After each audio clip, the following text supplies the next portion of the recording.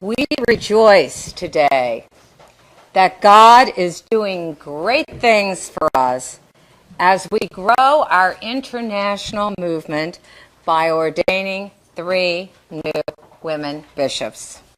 Olga Lucia Alvarez Benjamia from Latin America, Mary Eileen Collingwood from the United States, and Michelle Birch Connery from Canada. Each of these women brings unique spiritual gifts and diverse life experiences that will inform their role as bishop in a circular model of leadership within a discipleship of equals.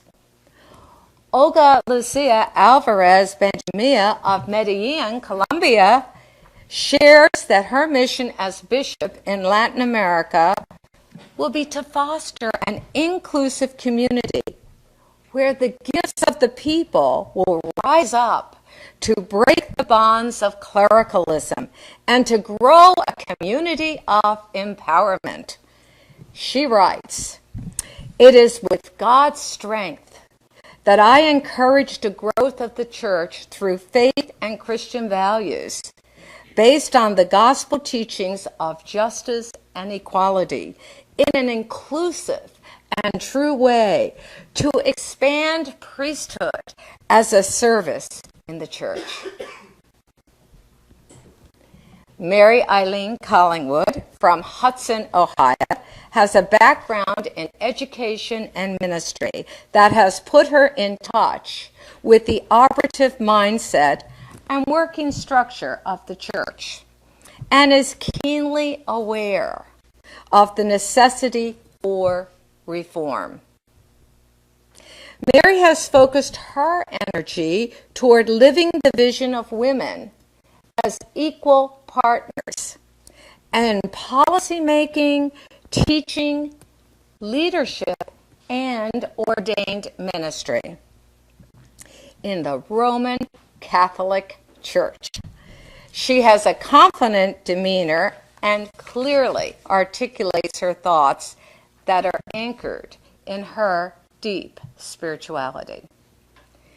Being married and raising children has given Mary a broad understanding of the unexpected joys and sorrows in daily life. Her life experience of marriage and family opened perspectives that Catholics today would appreciate in their bishops.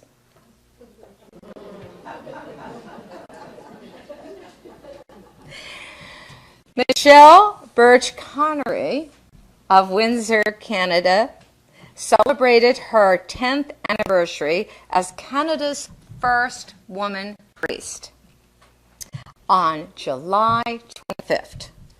Michelle brings knowledge of our history and originating intentions that are crucial to our continuing evolution. Her cumulative life experience and spiritual development offer wisdom and build a bridge to hold differences in unity and equality. She affirms the diversity in our ministries and in our intergenerational realities. She writes, "I'm committed to our non-clerical model of priesthood that promotes equality and non-violence within the communities of the ordained and in our inclusive sacramental communities.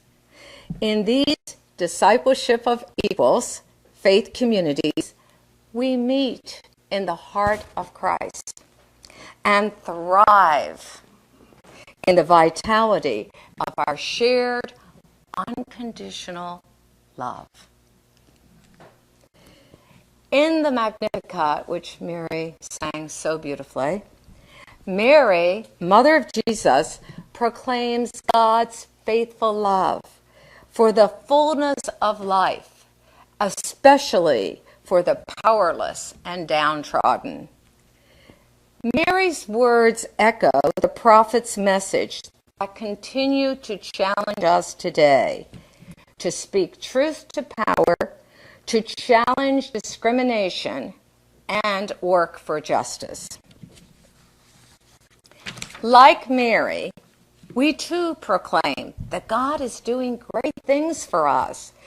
God is working through our movement to lift up women as equals in the church and to promote the full humanity of women in our world.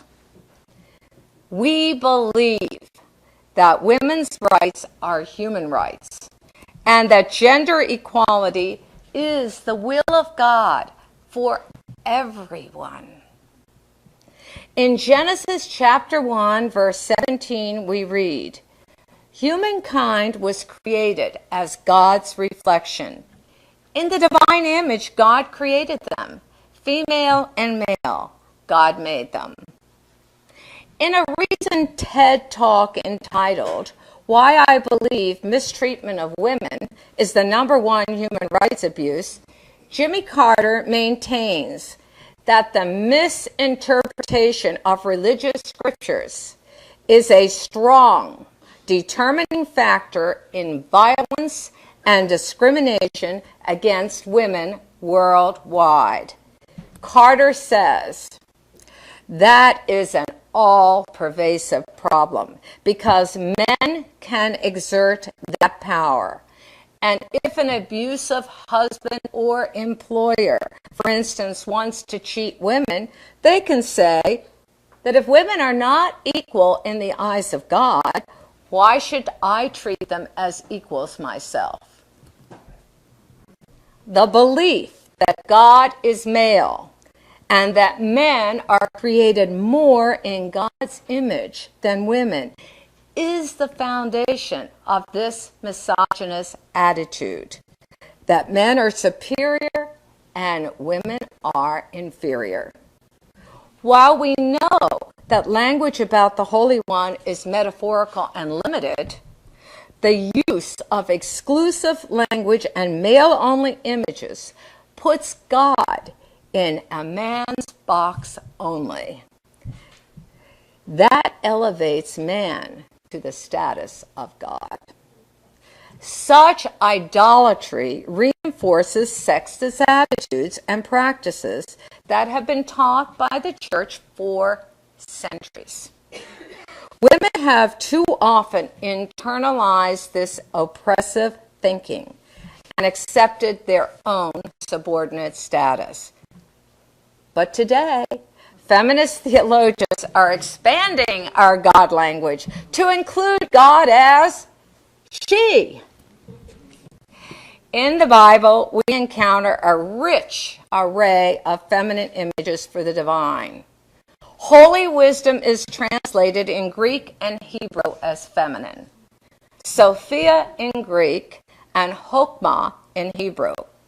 She is portrayed as mother, sister, bride, hostess, prophet, teacher, friend, liberator, and a creator in the books of Job, Proverbs, Sirach, Baruch, and the Wisdom of Solomon.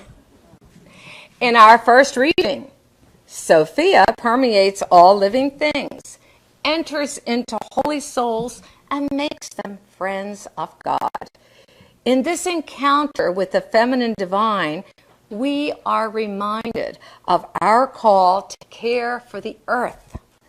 Ultimately, we are one with all life and all the entire cosmos. Today, there's a growing awareness of our connectedness with all living things in our very essence. The entire cosmos is giving birth to God each and every day in a communion of love and life. As we ordain 3 women bishops today, we recognize their heritage within the divine feminine, wisdom tradition, as embracing an awareness of our cosmic oneness, alive right now and forever in mystical knowing and in evolving theologies. Most of all, they are aware of the relationship between divine consciousness and human rights advocacy for taking action in encouraging compassionate global communities.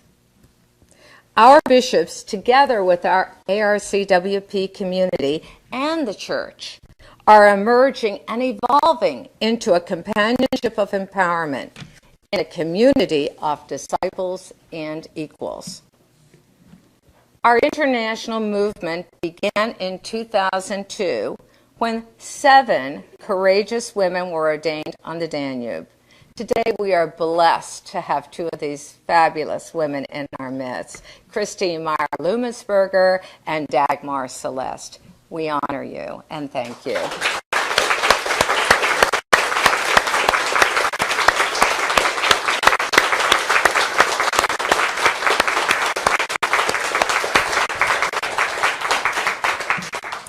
Our first women bishops were ordained by male bishops in apostolic succession.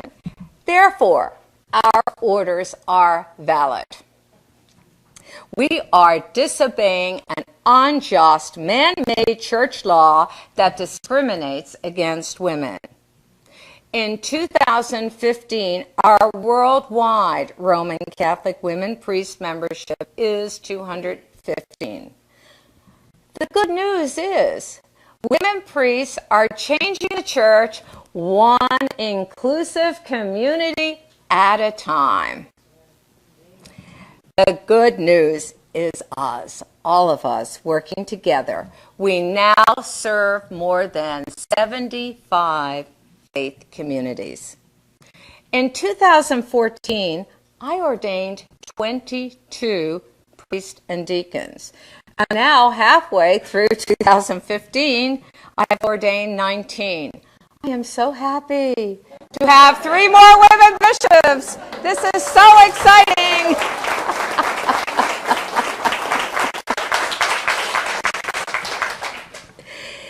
In October, 3 ARCWP bishops will ordain 3 priests and a deacon on 3 different weekends in 3 cities: Detroit, Salt Lake City, and Albuquerque.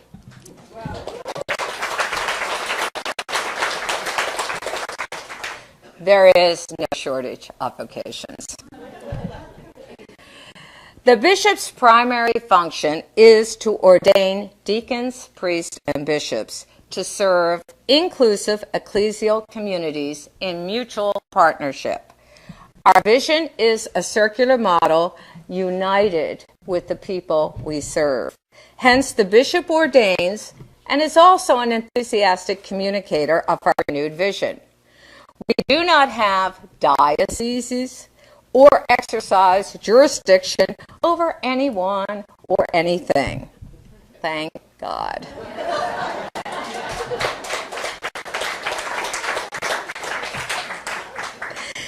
Bishops have 1 vote, as do others in the community, on decisions that affect us all. In her book, Abounding in Kindness, Elizabeth Johnson affirms the challenge that the church faces in transforming clericalism and patriarchy. She writes, "This add women and stir recipe just results in further problems as women are pressured to disregard their own gifts and try to fit into a male-defined world. Rather, the whole structure of church and society needs to be transformed to make space for a new community of mutual partnership. The goal is a new justice." End of quote. A bridge is a useful metaphor to describe the relationship between the Roman Catholic institutional church and the women priest movement. During this time of major paradigm shift, many people within the Catholic community are moving from a top-down hierarchy or leadership model of church to a more open, participatory, circular one. On the one hand, by reason of our valid ordinations, the Association of Roman Catholic Women Priests is anchored deep within the contemplative and sacramental realities that thrive in the heritage of our Roman Catholic Church.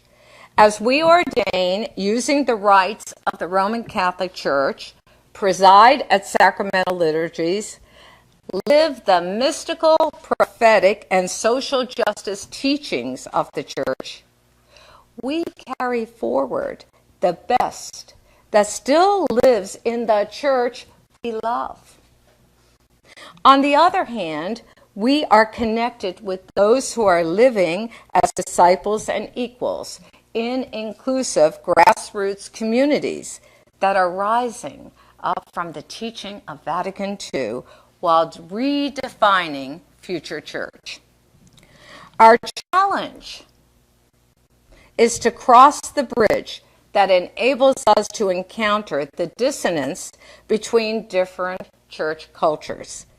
Then we will heal the effects of the sin of sexism for women and for men.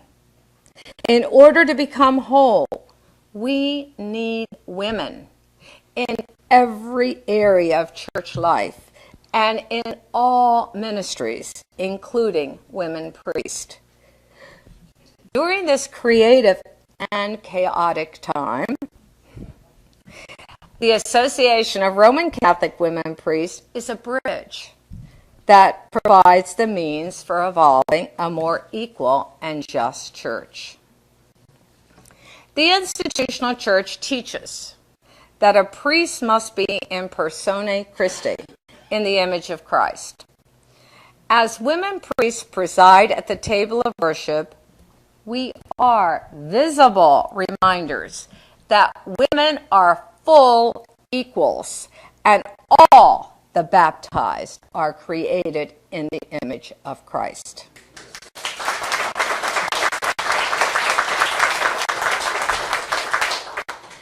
Our inclusive Eucharistic communities are renewing the church today.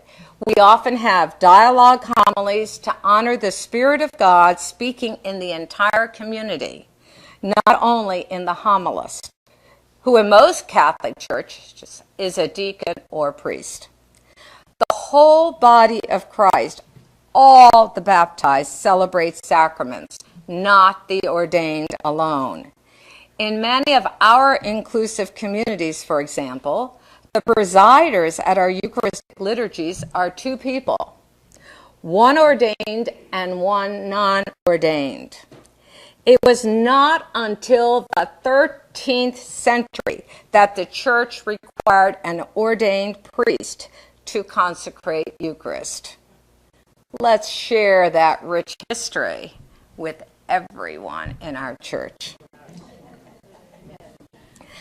Often, women and men weep, or tears come unbidden when they attend our ordinations or liturgies led by women priests.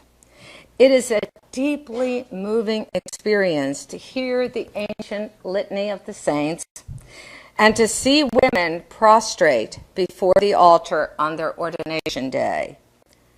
After the bishops lay hands on her, the people lay hands and pray silently over the ordinand. Their loving blessings reflect deep faith that the Spirit is moving in the church. Mary Ann from Troy, New York, attended a recent ordination in Albany. In her letter to me, she wrote, "The energy and enthusiasm of the Association of Roman Catholic Women Priests has given me new hope, made me more passionate than ever in this fight for equality. I truly believe it's what Christ wants.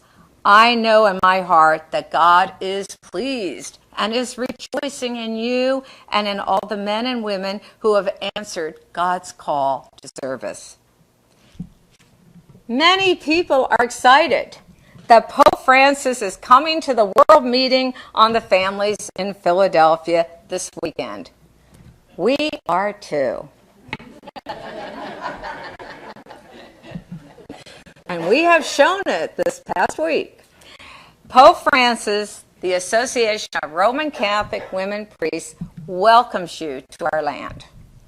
We rejoice in your prophetic advocacy for economic justice and the healing of our earth.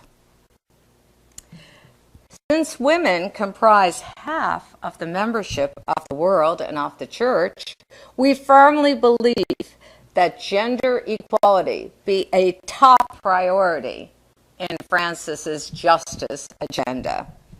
The reality is that women receive 1/10 of the world's salary, and women with their dependent children make up 3/4 of the world's starving people. Therefore, it is important that Pope Francis make the connection between poverty, violence, abuse of women and the earth, and the second-class status of women in the church.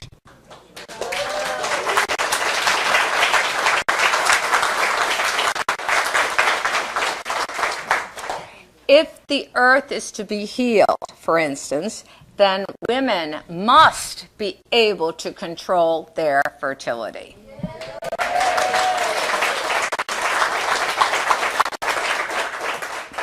This would also mean that Francis would have to acknowledge the reality that women are free and responsible moral agents and lift the ban on birth control.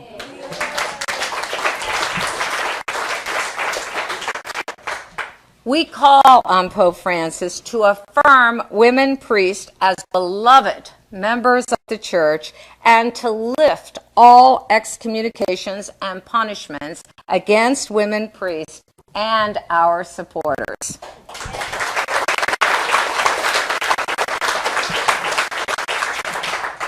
We also call on Francis to affirm the primacy of conscience for all Catholics, including gays, lesbians, transgender, divorced and remarried, women priests, and our supporters.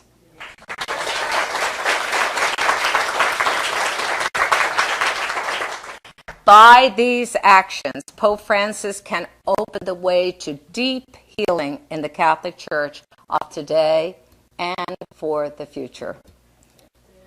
For some, including the Catholic hierarchy, women priests are a revolution.